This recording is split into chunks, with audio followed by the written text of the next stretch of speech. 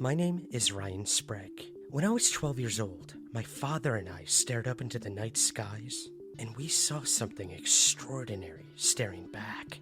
And whatever it was sent me on a search to find answers to the UFO phenomenon and beyond. And that search continues somewhere in the skies. Coming to you from Spectre Vision Radio, the Somewhere in the Skies podcast features conversations, interviews, and roundtable discussions with scientists, scholars, historians, pop culture figures, and prominent UFO researchers. We also hear directly from you, the listeners, about your personal UFO sightings and encounters. Lastly, we bring you fascinating and engaging case histories. Each week is something different and truly unique. Somewhere in the Skies doesn't seek to just entertain. We seek the truth. We bring new questions and theories to the table. We bring new voices to the discussion. And we attempt to possibly find some answers to those mysteries that lay somewhere in the skies. New episodes are every Monday through Spectre Vision Radio on Spotify, Apple, or wherever you get your podcasts.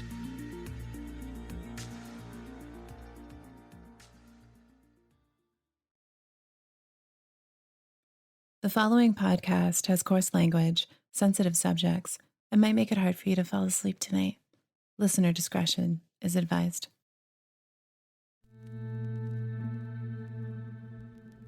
The concept of non-existence has always been hard for us. We are energy. Our bodies are just a flash in time and space. So when we die, we may be hesitant to move on.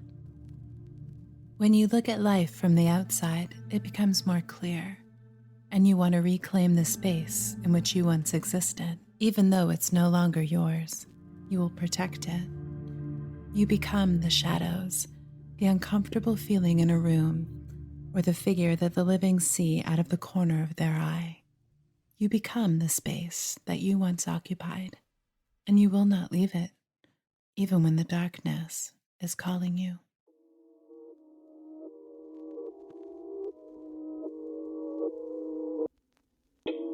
Welcome to the world beyond the veil. This is Geist.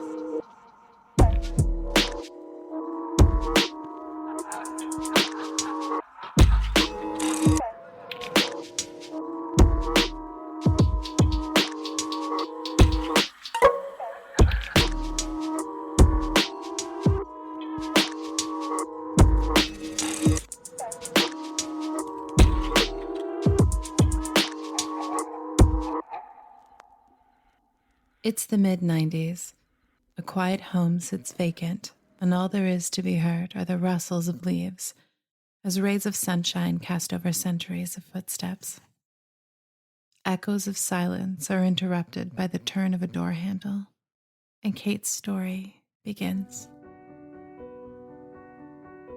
I grew up in the city of Burlington. The house where I was raised as a child was a really old, original farmhouse right on the lakeshore. When I was a young teenager, we moved into an old Tudor home. It was built in the early 1920s. The history of the house is really interesting. It was built in 1922-ish, give or take. It was designed and built and then gifted as a wedding gift to a newlywed couple from the US, and it was for use as a summer home. So the initial owners only were present in the summer, and then they would lock it up and leave for the winter. I knew it was going to be an interesting space because one of the first memories I have of that house is walking in through the garage door into the basement of the home, and it was set up as a church. There were a number of church pews laid out. It was used for holding a Sunday service for the immediate community and neighborhood. Although Cait grew up in an older house, this one didn't feel like home. So I was about 14 when we moved into that house, and going into that house, I remember not wanting to have moved there. I was away at summer camp and I never got to see the house before my parents bought it. So I wasn't a part of that whole experience. So the day we moved in was the first time I ever laid eyes on the house. It was creepy. There were crosses hanging in every room. You know, the house itself was relatively turn of the century. So I had, as a child, grown up in an old house. So it's not that I wasn't used to it, but it was a lot more grand than I was used to. You know, the property was big, the house was big, there was old maids' quarters. It was a very different life. And so all of it in its entirety felt uncomfortable. This uncomfort was recognized by other members of the family. Many times I didn't feel anything. There were so many days and months and weeks that went by where nothing happened and everything felt really normal. But there were certain times of the year, typically always in the summer, that the mood in the house was heavy and definitely shifted. And I most certainly wasn't the only person that felt that. It was something that my siblings would feel. My dad never mentioned it. My mom did. And definitely lots of guests that we had made note and made comment about the energy in the house. There was an energy. There was a heaviness sometimes. There was definitely the feeling of a presence. Cait tried her best to settle in. I moved into the upstairs attic, which was the old maid quarters. And that was at the very top of the house. So that is where the experiences started. And Cait's experiences started off pretty intense. So I must have been about 16 years old. I was now living in that upstairs bedroom on the 3rd floor, laying in bed, minding my own business. I think I might have just been listening to music. I did not have a TV upstairs. It was late at night. The lights were on. I felt the energy in the room shift a little bit. It felt really cold. And when I think about it, I remember the sound of the room sort of ceased to exist. Like, I don't remember hearing anything. I felt a giant lick right across the right side of my face. I remember initially just being absolutely frozen, questioning my own sanity, wondering if somehow there was something wet on my bed that I leaned into. Of course, I tried to rationalize it all away. But it happened. It definitely happened. I don't think I slept in my bed that night. I ran downstairs. I ended up watching a movie with my brother and trying to sort of write off the experience and push it away. After that, Cait's experiences just got weirder. So the next thing that happened was pretty immediate. It was, within a couple of weeks. And I had a traditional sort of like printed calendar hanging on a nail on my closet door. I could see that calendar from where my bed was situated in the room. And again, it was, at nighttime, there was nothing going on. I felt that exact same feeling where like the room felt cooler. There was like a pressure, and the calendar on my wall, it was like someone had walked by the calendar and, swatted their hand at the bottom right corner, and it sent it pinwheeling on the nail. There was no windows open. There was no wind. It was summer. There was, the air conditioning was on, so we wouldn't have had, crosswinds coming through the house. I couldn't, again, rationalize it away, which is all I wanted to do, especially as this was the sort of second thing that had happened. As terrified as I was told myself that there's no way that something licked my face. And the calendar thing I saw with my own eyes, so I knew that was real. I insisted on logic. But it didn't really end there. These little things kept on happening, and Obviously, my sort of discomfort in that house continued to grow. And I would feel less and less comfortable being home alone. I would feel less and less comfortable going up to my bedroom. Through those two events, I became more aware of my surroundings. And I think that opened me up a bit more to the other things that came. When you ignore something, it just gets louder and will create other ways to get your attention. It can manipulate situations and put you at blame. Right down the hall from my bedroom on the third floor, there was a tiny little washroom to the left and the attic door straight ahead. Like any old attic that you can imagine, it was full of unused things, boxes of clothes from when we were babies and an old rocking horse. There was a giant solid oak armoire in the attic that was there when we moved in. And we didn't think to move it out because we really couldn't. It was so heavy and so large. It would have taken a few people to move it. And so we just decided to leave it there. The door on the attic was the original door. It closed very well, and you had to completely turn the doorknob in order to open it. But what was strange is that door still, regardless of closing properly, would often just be found open. We never really knew why. We always sort of chalked it up to a draft or whoever went in last didn't close it properly, but the space was just so rarely used that most of the time we couldn't use that excuse. I was always on the hook for the door having been open because, of course, I lived up there. So naturally, my mom or dad would assume that, I was being careless, that I went in for some reason or another, and that I didn't close it properly. Like most attics, mice populate them.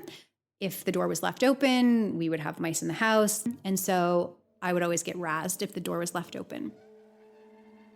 Because of that, and also because the space was super creepy, I never touched the door. I did not want to be held responsible, and nor did I ever need to open and enter that space. One day I came home from work. This is a number of years sort of after the bedroom incidents.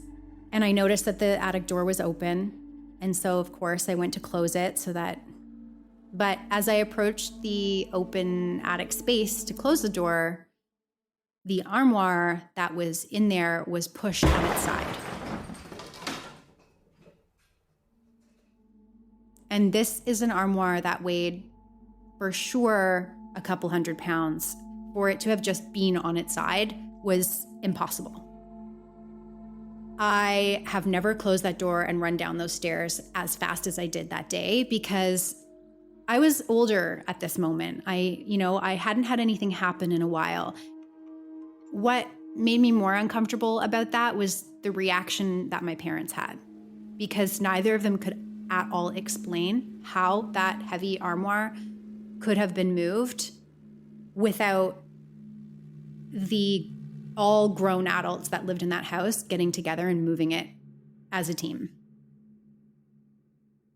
The armoire event was hard to ignore, and it was time to discuss the energies that were determined to make themselves known. My mom, over the years, discussed the energy in the house.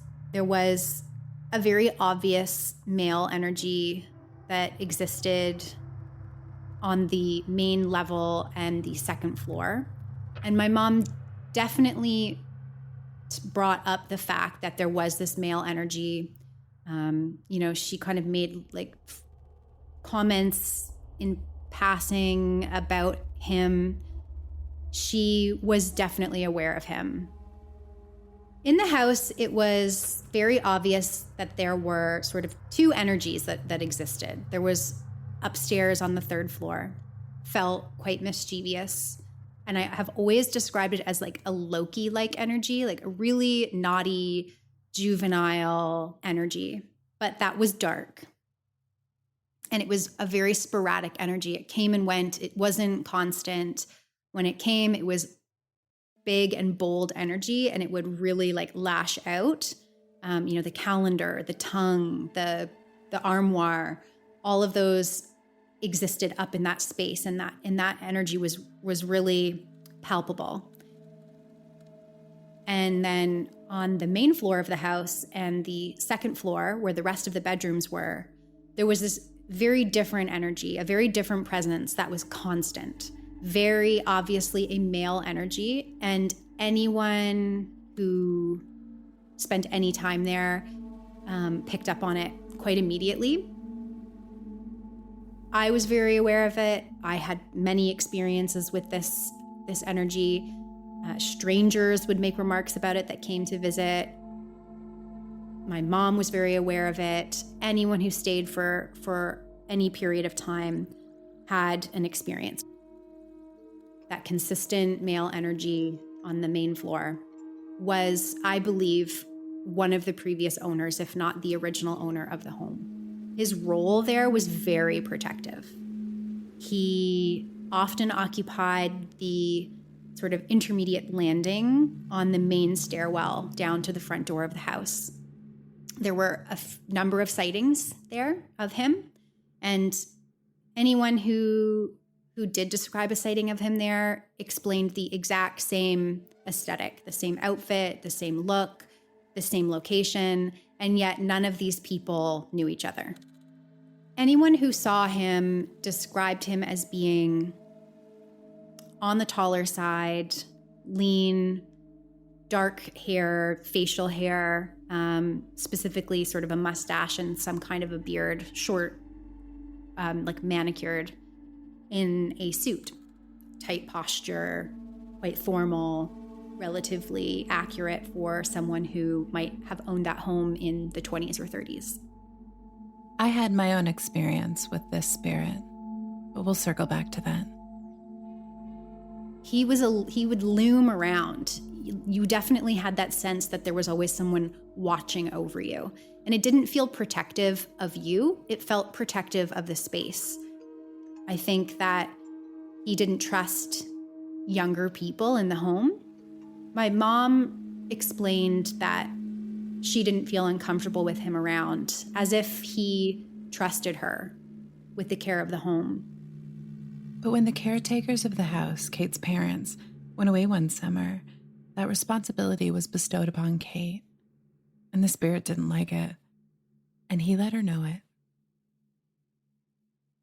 The last summer that I spent living in that house before moving out into the world as a teenager was one of the most active summers as far as things that happened there. There was a period of a couple of weeks where my parents and my younger brother decided to go away. My older brother had already moved out, and they left the house in my care.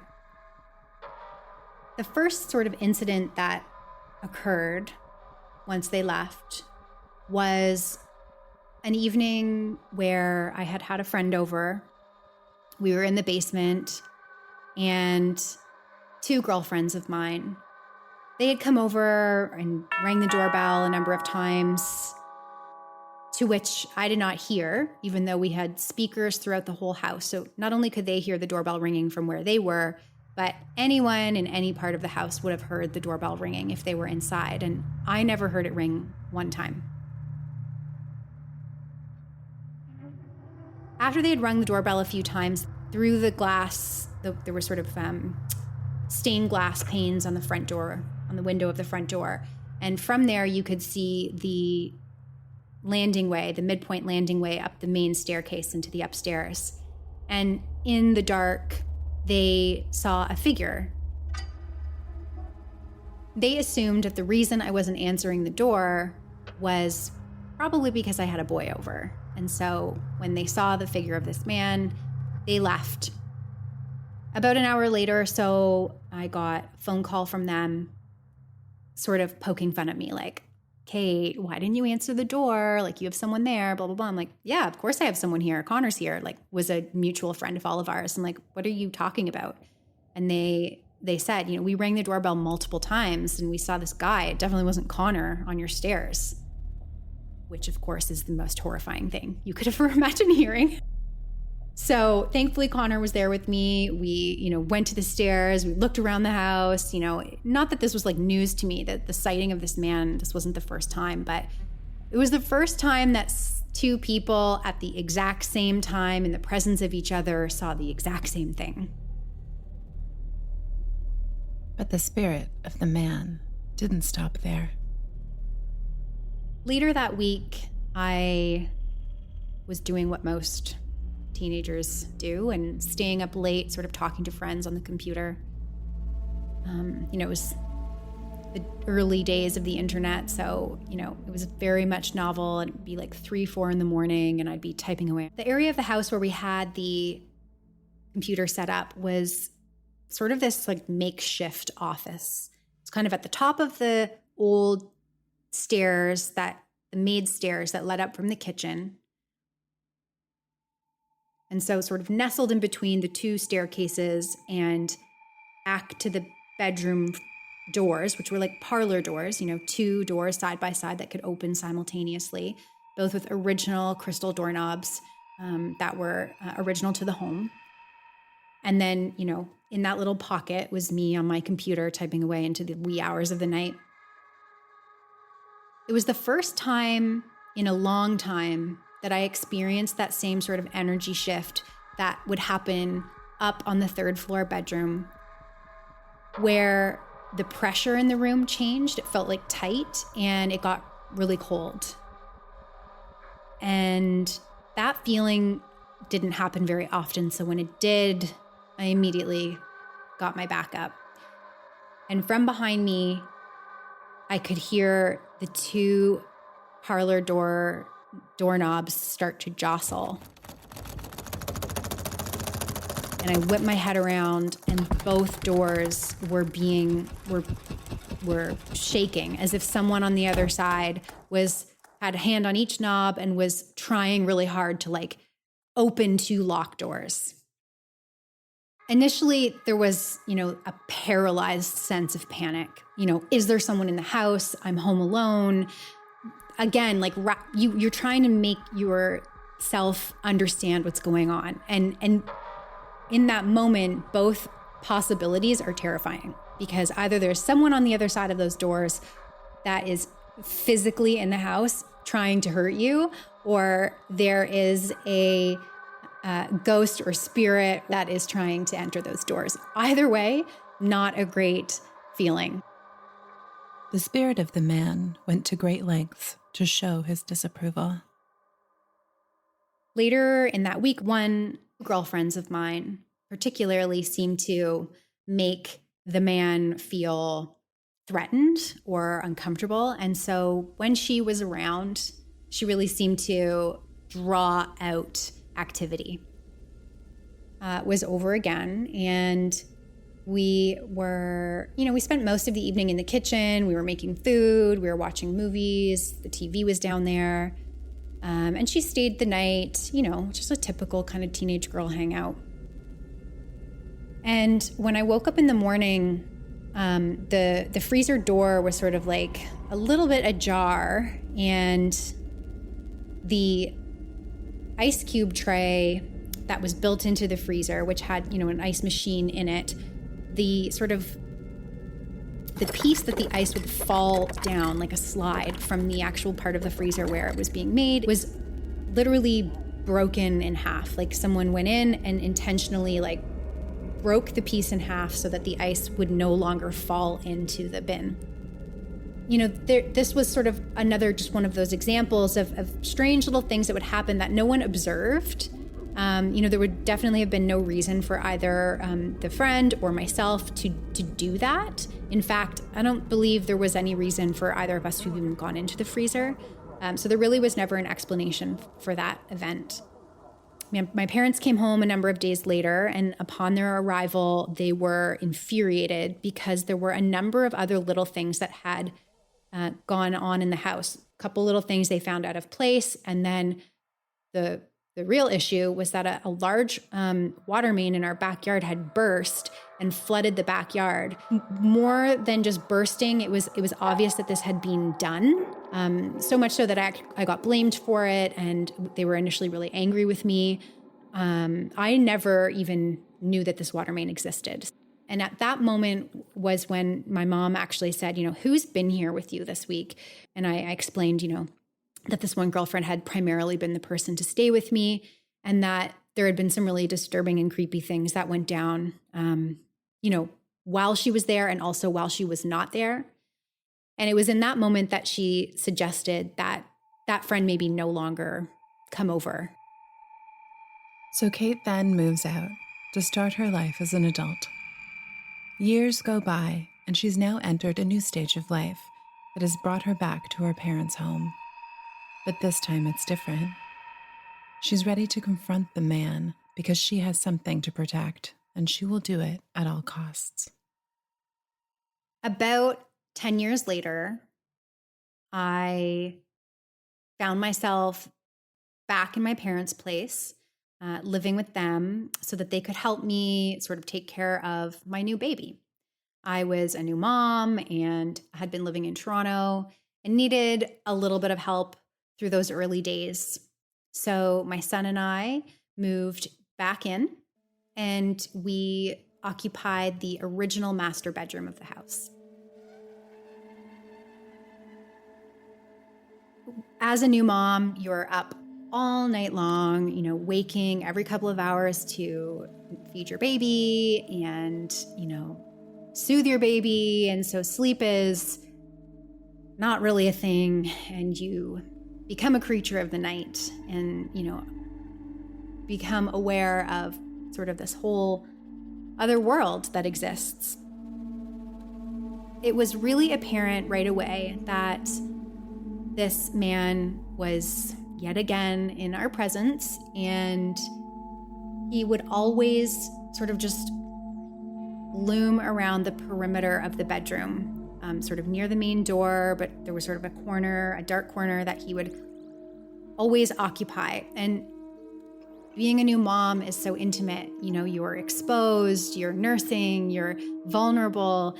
And because of that, I felt really uncomfortable with his presence. I think he was just curious, and I think he wanted to know why, after all of these years, there was someone in his bedroom, or so I take it, or so I see it. It was the original master bedroom of the house, and all of a sudden there's this woman and her baby living in it. But after a few nights of him being there, knowing that he was there, I started to feel angry. I started to feel like a protective mama bear, and I didn't feel comfortable leaving my son in the room alone, and I didn't like being in the room. I didn't want to sleep there because I felt like I was constantly being surveyed. I just decided in that moment that I was going to call him out. I spoke out loud and very firmly and told him that he was no longer welcome in this space, and that I understood he felt a great deal of concern over this home, and that he felt protective, and that I understood that, but that now I was no longer interested in his visiting. It didn't feel comfortable, and I wanted him to leave, that this was my baby and my time, and he was no longer welcome in the space. That night I went to sleep having felt like I was acting like a crazy person because I was speaking out loud to this thing, but he didn't show himself again. So I thought that my conversation with him was taken seriously and respected, and that was a very welcome change. Since that night, I have definitely been aware of shifts in energy in different homes that I've lived in. I had one other similar experience with my son, who observed a figure in a bedroom that he occupied a number of years ago, and we decided to handle it in the same way. And since then, we've really developed that sort of attitude. I've raised my son to, if he feels nervous, he does what I have taught him to and politely excuses that energy from the space. We have recently moved into a home that we own, and it did not come with a very clean history. And I worked really hard initially before we moved into the space to really clear that negative energy out. I do not have any desire to sort of search out the unknown. I'm not interested in finding these spirits or entities. In fact, I prime the spaces that I'm in so that they do not occupy them with me. I feel like my ideas about the afterlife are always changing. I definitely believe that energy can get stuck. And I don't even think that it needs to necessarily be someone who's dead. I think it can even be the energy of someone that's living. All we are is an exchange of energy. So even from like a very logical, scientific place, it makes perfect sense that, certain feelings or events can get trapped in an object or in an environment. That house that I spent my teenage years in was recently sold to a new family. And I think I'm always going to wonder if they have had to go through the same things again with the man that occupies it. And I wonder if they see him or feel him. And I wonder often how they are going to decide to assert themselves against his presence. I've known Cait for a few years now. In 2013, we worked on a project together. What we were working on required a big space, so her parents kindly offered their house. It's a beautiful place, really, with giant gardens and magnificent windows. I was there for most of the day. Cait had to excuse herself for a few minutes just to go get something upstairs, and I stood in the kitchen alone. To my right, I looked down a long hallway that opened up to the main foyer of the house. And there, right in front of me, stood a man, wearing a brown suit with a mustache and a little bit of a beard. And he was very concerned. The overwhelming paranoia coming off of him got to me, and I looked down at my hands. As I looked back up, he was gone. But he did loom around the house for the rest of the day. I felt like he was in every corner and in every shadow. I never mentioned anything to Cait. In fact, her and I never really touched base about this story until we sat down for this interview. I will never forget the man in the brown suit, and I don't think anyone else that visits that house or lives there will either.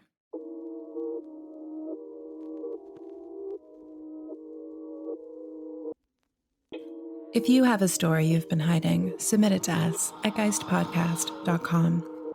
Geist is written and directed by me, Danielle Matar. Original score and sounds by Beau Jensen. Geist web artwork is by Jake Carruthers. Special thanks goes to Cait and Sarah Han. Follow us on Instagram at geist_podcast. And don't forget to subscribe and rate Geist on Apple Podcasts. It makes it easier for people to find us. We are so appreciative of the support and ratings we've gotten so far.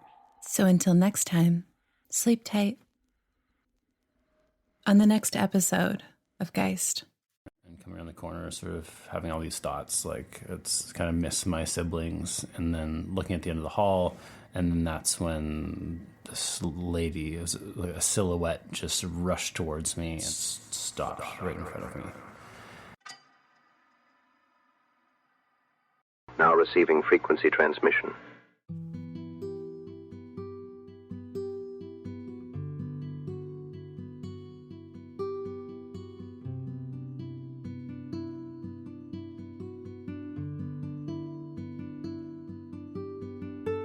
I think ideas come from everywhere. On one hand, I believe our subjective experiences present ideas to us through circumstance and everyday happenstance. Sometimes answers are provided to questions that we didn't even know to ask. I think ideas come from our heart, that they are born out of our feelings. I also think ideas float above us in the ether, and that in extreme moments or instances of heightened sensitivity, we are capable of accessing them from some sort of vast shared cosmic consciousness stream.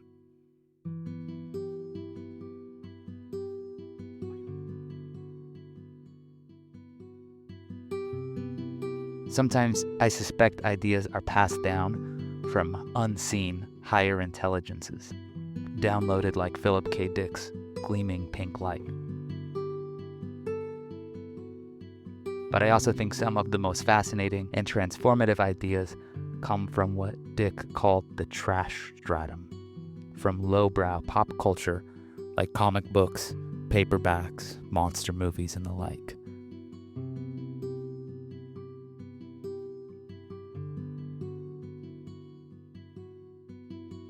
I think the universe is itself an idea, one that we shape together.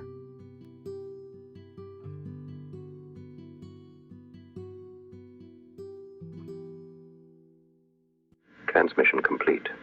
Stay tuned to Spectrovision Radio. Stay.